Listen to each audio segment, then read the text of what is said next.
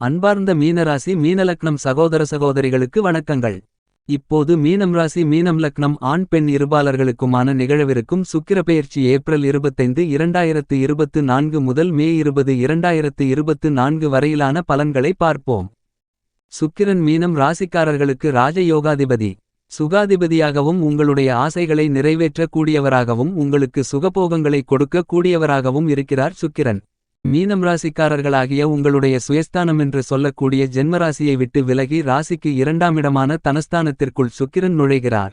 அங்கு சுப கிரகமான குருவுடனும் உச்சம் பெற்று பயணித்துக் கொண்டிருக்கக்கூடிய சூரியனுடனும் இணைந்து சஞ்சரிக்கிறார். இதன் காரணமாக இவை நடந்தே தீருமென்று சொல்லக்கூடிய வகையில் உங்களுக்கு எந்தெந்த விஷயங்கள் அமைந்துள்ளன என்று சற்று சுருக்கமாகவும் தெள்ளத் தெளிவாகவும் துல்லியமாகவும் ஆழமாகவும் ஆராய்ச்சி செய்வோம் வாருங்கள். மீனம் ராசிக்காரர்களாகிய உங்களுடைய ராசிக்கு 3ஆம் வீட்டின் மற்றும் 8ஆம் இடத்தின் அதிபதியாக சுக்கிரன் இருக்கிறார். தைரியாதிபதியாகவும் அஷ்டமாதிபதியாகவும் இருக்கக்கூடிய சுக்கிரன் ஜென்மராசியை விட்டு விலகி 2ஆம் இடமான குடும்பஸ்தானம் தனஸ்தானத்திற்குள் வருவது மிகப்பெரிய அளவில் வரவேற்கத்தக்க ஒரு அமைப்பாக பார்க்கப்படுகிறது. என்பது மட்டுமில்லாமல் சுக்கிரன் தன்னுடைய 7ஆம் பார்வையால் சப்தம பார்வையால் உங்களுடைய ராசிக்கு 8ஆம் இடமான அஷ்டமஸ்தானத்தை பார்வையிடுகிறார். எனவே பல்வேறு வகைகளான அஷ்டம பாதிப்புகள் விலகி நல்லபல அதிர்ஷ்ட முன்னேற்றங்கள் நிறைந்து கிடைக்கக்கூடிய வகையில் பல தோஷங்களும் பாதிப்புகளும் விலகக்கூடிய யோகங்கள் அமைந்துள்ளது என்பதை மீனம் ராசிக்காரர்களாகிய உங்களுக்கு சுக்கிரன் எடுத்துக்காட்டுகிறார். சுக்கிரன் உச்சம் நிவர்த்தி பெற்று மிகவும் வலுவாக உச்சம் பெற்று சஞ்சரிக்கக்கூடிய ராஜகிரகமான சூரியன் மற்றும் நவகிரகங்களிலேயே முழுமையான சுபகிரகமான தோஷமற்ற கிரகமான குருவுடன் சேர்க்கை பெற்று மேஷம் ராசியில் வலுவாக பயணித்துக் கொண்டிருக்கிறார். ஏப்ரல் 25ஆம் தேதிக்கு பிறகு மேஷம் ராசியில் வலுவாக பயணிக்கக்கூடிய சுக்கிரனின் அமைப்பு துவக்கத்தில் குருவுடன் இணைந்த சஞ்சரிக்கக்கூடிய அமைப்பாக கருதப்படுகிறது. மே மாதம் 1ஆம் தேதிக்கு பிறகு குரு சுக்கிரனின் ஆட்சி வீடான ரிஷபம் ராசிக்குள் பெயர்ச்சி ஆகிறார். அதே நேரத்தில் மே 7ஆம் தேதியிலிருந்து புத்திகாரகராக கல்விக்காரராக வித்தைக்காரராக இருக்கக்கூடிய புதன் நீச்சம் நிவர்த்தி பெற்று சுக்கிரனுடன் சேர்ந்து பயணிக்கப் போகிறார். சுக்கிரன் இந்த காலகட்டங்களில் பல்வேறு விதமான யோகங்களை ஏற்படுத்திக் கொடுக்கிறார். குருவுடன் இணைவதால் குருசுக்கிரயோகம் மிக வலுவாக கிடைக்கிறது. என்பது மட்டுமில்லாமல் புதனுடன் இவருடைய சஞ்சார காலகட்டத்தின் இறுதியில் பயணிக்கக்கூடிய வேளையில் புதுசுக்கிரயோகம் மிக வலுவாக கிடைக்கக்கூடிய மிகச்சிறந்த தருணமாக கருதப்படுகிறது. இந்த 2 யோகங்களுமே உங்களுடைய வாழ்க்கையில் மிகப்பெரிய அளவில் மாற்றங்களையும் முன்னேற்றங்களையும் ஏற்படுத்திக் கொடுக்கக்கூடிய மிகச்சிறந்த யோகங்களாக கருதப்படுகிறது. எனவேதான் இவை நடந்தே தீருமென்று சொல்லக்கூடிய வகையில் ஏப்ரல் 25ஆம் தேதி முதல் பல நிகழ்வுகள் அமைந்துள்ளன. நவக்கிரகங்களிலேயே சுகாதிபதி என்று போற்றப்படக்கூடியவர் கண்டிப்பாக சுக்கிரன் மட்டும்தான். ஏனெனில் உங்களுடைய வாழ்க்கையில் திடீர் அதிர்ஷ்டயோகங்களை அள்ளிக் கொடுக்கக்கூடிய ஒரு அருமையான கிரகமாக சுக்கிரன் பார்க்கப்படுகிறது. சுக்கிரனுடைய தசையோ புத்தியோ நடைபெறும்பட்சத்தில் அருமையான அபாரமான வளர்ச்சிகளையும் முன்னேற்றங்களையும் பொருளாதார ரீதியான ஏற்றங்களையும் யோகங்களையும் அள்ளிக் கொடுப்பார்.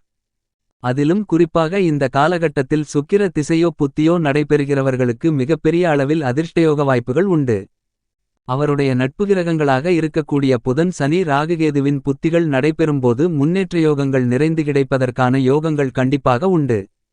பல்வேறு வகைகளில் சுக்கிரமகாதிசை இந்த காலகட்டத்தில் செயல்பட்டால் மிகப்பெரிய அளவில் பொருளாதார ரீதியான வளர்ச்சிகளும் முன்னேற்றங்களும் மிகவலுவாக கிடைப்பதற்கான வாய்ப்புகளும் யோகங்களும் உண்டு என்பதை சுக்கிரன் துல்லியமாகவும் உறுதியாகவும் எடுத்துக்காட்டுகிறார். சுக்கிரனை பொறுத்தமட்டில் உங்களுடைய வாழ்க்கையில் செல்வ செழிப்புகள் ஆடம்பர வாழ்க்கை வசதி வாய்ப்புகள் போன்ற அனைத்துமே நிறைந்து கிடைக்க வேண்டுமென்றால் அவற்றில் சுக்கிரனுடைய பங்களிப்பு என்பது மிக முக்கியமான ஒன்றாக கருதப்படுகிறது.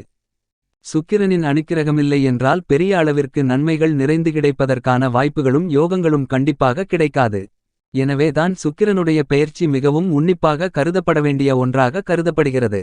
இந்த காலகட்டத்தில் சுக்கிரன் சமகிரகமாக இருக்கக்கூடிய குருவின் ஆட்சி வீட்டிலிருந்து மற்றொரு சமகிரகமான செவ்வாயின் ஆட்சி வீடான மேஷம் ராசியிலிருப்பது பல்வேறு வகைகளில் நல்லபல அதிர்ஷ்ட முன்னேற்றங்களை உருவாக்கிக் கொடுக்கிறது. ஏனெனில் சுக்கிரனின் பார்வையில் புதன் சனி ராகுகேது போன்ற கிரகநிலைகள் நட்பு கிரகங்களாக உள்ளன. குரு மற்றும் செவ்வாய் சமக்கிரகங்களாக கருதப்படுகின்றன. ஆனால் குருவின் பார்வையில் சுக்கிரன் பகை கிரகமாக இருந்தாலும் கூட குருசுக்கிரயோகம் என்பது மிகப்பெரிய அளவில் நல்லபல அதிர்ஷ்ட முன்னேற்றங்களை யோகங்களை அள்ளிக் கொடுக்கக்கூடிய ஒரு அருமையான அமைப்பாக கருதப்படுகிறது. ஏனெனில் இயற்கையிலேயே 2 கிரகநிலைகளும் சுபகிரகங்களாக இருக்கின்றது. என்பது மட்டுமில்லாமல் புதனும் இந்த காலகட்டத்தின் இறுதியில் சஞ்சரிக்கும்போது சுப பலன்கள் நிறைந்து கிடைக்கக்கூடிய யோகங்கள் உண்டு. பல மாதங்களுக்குப் பிறகு மீண்டும் முக்கூட்டு கிரகங்களென்று சொல்லக்கூடிய சூரியன் சுக்கிரன் புதன் இணைந்து மிகவலுவாக மேஷம் ராசியில் பயணித்துக் கொண்டிருப்பதால் பல தடைகள் தாமதங்கள் தோஷங்கள் விலகுவதற்கான யோகங்கள் உருவாகியுள்ளது. சுக்கிரனின் பார்வையில் சந்திரன் மற்றும் சூரியன் ஆகிய 2 கிரகநிலைகள் பகைகிரகங்களாக கூறப்படுகிறது. ஆனால் சந்திரனின் பார்வையில் சுக்கிரன் சமகிரகமாகத்தான் கருதப்படுகிறார். அப்படிப்பட்ட சுக்கிரன் நவக்கிரகங்களிலேயே மிக முக்கியமானவராக கருதப்படுகிறார். ஏனெனில் குருபகவான் கூட படிப்படியாகத்தான் நிலையான வளர்ச்சிகளையும் நேர்வழியில் கிடைக்கக்கூடிய செல்வத்தையும் வாரி வழங்குவார். ஆனால் சுக்கிரன் திடீர் அதிர்ஷ்டயோக வாய்ப்புகளையும் எதிர்பாராத அளவிற்கு உச்சபட்ச வளர்ச்சிகளை குறுகிய காலகட்டத்தில் நிறைந்து கொடுக்கக்கூடிய ஆற்றல் பெற்றவராக கருதப்படுகிறார். இப்படிப்பட்டவர் உங்களுடைய ராசிக்கு 2 4 6 7 9 மற்றும் 11 ஆகிய இடங்களில் பயணிக்கும்போது அதீதமான அபரிவிதமான வளர்ச்சிகளையும் யோகங்களையும் அள்ளிக் கொடுப்பார். அஷ்டமத்தில் பயணிக்கும்போது மட்டும் சற்று கவனத்துடன் இருக்க வேண்டும். மற்ற காலகட்டங்கள் அனைத்துமே நல்லபல அதிர்ஷ்ட முன்னேற்றங்கள் கிடைப்பதற்கான சமபலம் பொருந்திய இடமாகத்தான் கருதப்படுகிறது. எனவே இந்த சுக்கிரனுடைய உச்சநிவர்த்தி என்பது பலவகைகளில் மிகச்சிறந்த அதிர்ஷ்ட முன்னேற்றங்களை ஏற்படுத்திக் கொடுப்பதற்கான வாய்ப்புகளையும் யோகங்களையும் கண்டிப்பாக உருவாக்கிக் கொடுக்கிறது என்பது மட்டுமில்லாமல், இந்த காலகட்டத்தில் சுக்கிரன் தன்னுடைய 7ஆம் பார்வையால் சப்தம பார்வையால் மிகவும் வலுவாக தன்னுடைய ஆட்சி வீடான துலாம் ராசியை பார்வையிடுகிறார். இந்த சுக்கிரனின் பார்வையும் வரவேற்கத்தக்க ஒரு அமைப்பாகத்தான் கருதப்படுகிறது. சுக்கிரனின் 7ஆம் பார்வை துலாம் ராசியில் பதிவதின் மூலமாக பல்வேறு இடங்கள் வலுப்பெறுகிறது. எனவே பணத்தட்டுப்பாடுகள் தடைகள் விலகி நல்லபல அதிர்ஷ்ட முன்னேற்றங்கள் நிறைந்து கிடைப்பதற்கான யோகங்களும் சுக்கிர பகவானின் அமைப்பு காரணமாக கண்டிப்பாக உண்டு. சுக்கிரன் உச்சம் நிவர்த்தி பெறுவது சற்று சாதகமற்ற அமைப்பு என்றாலும், சுக்கிரனுடைய இந்த பெயர்ச்சியின் முற்பகுதியில் குருடனும் பிற்பகுதியில் புதனுடனும் இணைந்து சஞ்சரிக்கக்கூடிய இந்த காலகட்டமென்பது கண்டிப்பாக குருசுக்கிரயோகத்தையும் புதசுக்கிரயோகத்தையும் லக்ஷ்மிநாராயண யோகத்தையும் வலுவாக கொடுக்கிறது. எனவே பலவகைகளில் அறிவு ஆற்றல்களை பயன்படுத்தி மிகச்சிறப்பான முன்னேற்றங்களை பெறுவதற்கான வாய்ப்புகளும் உண்டு. சூழ்நிலைக்கு ஏற்றவாறு தக்க முடிவுகளை மிகச்சிறப்பான முறையில் கையாளுவதற்கான அதிர்ஷ்டயோகங்கள் நிறைந்த ஒரு காலகட்டமாக இந்த சுக்கிர பெயர்ச்சி காலகட்டம் கருதப்படுகிறது. சுக்கிரன் குருவுடன் இணைந்திருப்பதால் குடும்பம் உத்தியோகம் என அனைத்திலும் சிறப்பான முன்னேற்றங்கள் கிடைக்கும்.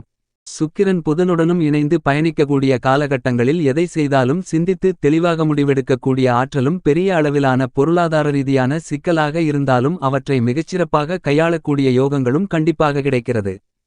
அதைவிட முதன்மை கிரகமாக ராஜகிரகமாக கிரகங்களின் பிறப்பிடமாக இருக்கக்கூடிய சூரியனுடன் இணைந்து பயணிக்கிறார். ஆளுமையும் அதிகாரமும் கொண்ட சூரியனுடன் இணைந்து சஞ்சரிக்கக்கூடிய இந்த தருணங்களில் கண்டிப்பாக பல அதிரடியான பொறுப்புகள் உங்களுக்கு கிடைக்கும். புதிய வாய்ப்புகள், வேலைவாய்ப்புகள் உள்ளிட்ட பல எதிர்பாராத பொருளாதார ரீதியான முன்னேற்றங்களை பெறக்கூடிய யோகங்களை நிறைந்து பெறுவதற்கான வாய்ப்புகளும் யோகங்களும் கண்டிப்பாக உருவாகிறது.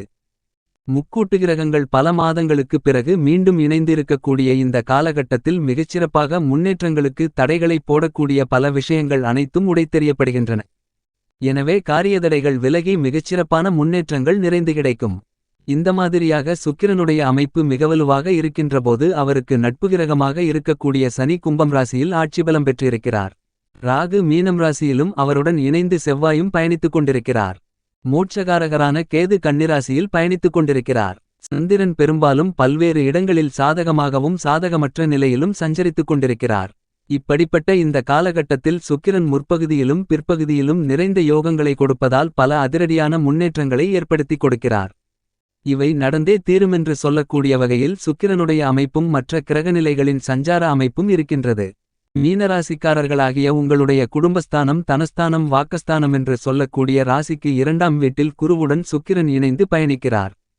2ஆம் இடத்தில் சூரியனும் உச்சம் பெற்று பலமாக இருப்பதால் கண்டிப்பாக நல்லபல அதிர்ஷ்ட முன்னேற்றங்களும் வாய்ப்புகளும் யோகங்களும் நிறைந்து கிடைக்கிறது. குடும்பத்தில் பல்வேறு வகைகளில் சந்தித்து வந்த சுப நிகழ்வுகள் தடையில்லாமல் சிறப்பாக கைகூடும். குடும்ப வருமானத்தை, பொருளாதாரத்தை உயர்த்திக் கொள்ளக்கூடிய வகையில் இந்த காலகட்டத்தில் புதிய வாய்ப்புகள் நிறைந்து கிடைக்கும். குடும்பத்தில் பல்வேறு வகைகளில் இருந்து வந்த மனவருத்தங்கள், மனதில் தேவையில்லாத குழப்பங்கள் போன்ற அனைத்திலும் நல்ல தெளிவு கிடைத்து குடும்ப சூழ்நிலை சுமூகமாக அமைவதற்கான யோகங்களும் உருவாகிறது. எதை செய்தாலும் அவற்றில் காரிய வெற்றிகள் மிகவலுவாக கிடைப்பதற்கான யோகங்கள் உண்டு என்பதை துல்லியமாகவும் தெளிவாகவும் உறுதியாகவும் சுக்கிரன் தெளிவுபடுத்துகிறார். ராசிக்கு 8ஆம் இடமான அஷ்டமஸ்தானத்தை குருவுடன் இணைந்து சுக்கிரன் பார்ப்பதால் பல்வேறு வகையான அஷ்டம பாதிப்புகள் விலகுகிறது. எனவே புதிதாக நிலம், வீட்டுமனை, வீடு, வண்டிவாகனங்கள், பொன் பொருள், ஆடை ஆபரணங்கள், வீட்டுக்கு தேவையான பொருள்கள் அனைத்தையும் வாங்குவதற்கான யோகங்களும் இந்த காலகட்டத்தில் நிறைந்து கிடைக்கிறது. பல்வேறு வகைகளில் ஏற்பட்டு வந்த உத்தியோகம் மற்றும் தொழில் ரீதியான சிக்கல்கள் அகலுவதற்கான யோகங்களும் உண்டு. உத்தியோகம் ரீதியாக நீங்கள் எதிர்பார்க்கக்கூடிய பதவி உயர்வுகள், ஊதிய உயர்வுகள் உள்ளிட்ட பல்வேறு விதமான சலுகைகள் நிறைந்து கிடைக்கும். தொழில்துறையில் அதிரடியான மாற்றங்களை செயல்படுத்தலாம். சொந்த கட்டிடத்திற்கு தொழிலை மாற்றுவது உள்பட பல நன்மைகள் நிறைந்து கிடைக்கிறது. புதிய வாடிக்கையாளர்கள் ஒப்பந்ததாரர்களை தொழிலில் இணைத்து தொழிலில் அபரிவிதமான வளர்ச்சிகளை பெறுவதற்கான யோகங்கள் உண்டு. கலைத்துறை மற்றும் அரசியல் துறையின் நாயகனாக இருக்கக்கூடிய சுக்கிரன் மிகவலுவாக ராசிக்கு 2ஆம் வீடான தனஸ்தானத்தில் பயணிப்பதால் கலைத்துறையில் வருமானங்கள் உயரும். எந்த காரியத்தை கையிலெடுத்தாலும் பொருளாதார ரீதியான முன்னேற்றங்கள் வெற்றிகள் நிறைந்து கிடைப்பதற்கான யோகங்கள் மிகவும் வலுவாக கிடைக்கிறது. பல்வேறு வகைகளில் சந்தித்து வரக்கூடிய தடைகள் தாமதங்கள் விலகி புதிய மிகச்சிறப்பான முன்னேற்ற வாய்ப்புகள் கண்டிப்பாக இந்த தருணத்தில் கிடைக்கிறது. மேலும் அரசியல் சார்ந்த பணிகளில் இருக்கக்கூடிய சாதகமற்ற சூழ்நிலைகள் அனைத்தும் மாறி நல்லபல அதிர்ஷ்ட முன்னேற்றங்களை பெற்றுக் கொடுக்கக்கூடிய வகையில் அமைகிறது. விவசாயம் சார்ந்த பணிகளில் மகசூல்களும் வருமானங்களும் அமோகமாக இருக்கும். புதிய நிலம் வீடு வீட்டுமனை அசையும் அசையா சொத்துக்கள் வாங்குவதற்கான அதிர்ஷ்டயோகங்களும் உண்டு. கடன் சார்ந்த தொல்லைகள் பெருமளவில் குறையும். இந்த காலகட்டத்தில் குரு மற்றும் சுக்கிரன் நிலைகளும் 2ஆம் இடத்தை வலுப்படுத்துவதால் மீனராசிக்காரர்களாகிய உங்களுக்கு பொருளாதார ரீதியாக வலுவான நிலையை அடையக்கூடிய யோகங்கள் இந்த காலகட்டத்தில் உருவாகிறது. மேலும் சாதகமாக மாற்றிக்கொள்ள இந்த காலகட்டத்தில் நீங்கள் வாரத்தில் வெள்ளிக்கிழமை விரதமிருந்து அருகாமையில் இருக்கக்கூடிய அம்மன் ஆலயத்திற்கு சென்று 2 நெய் தீப விளக்கு போட்டு வழிபடுங்கள். இவ்வாறு வழிபடுவதால் நல்லபல அதிர்ஷ்ட முன்னேற்றங்களும் வாழ்க்கையில் சுபிட்சமும் நிறைந்து கிடைப்பதற்கான யோகங்கள் கண்டிப்பாக உங்களுக்கு கிடைக்குமென்பதில் சந்தேகமில்லை என்பதை கிரகநிலைகள் உறுதி செய்கின்றன.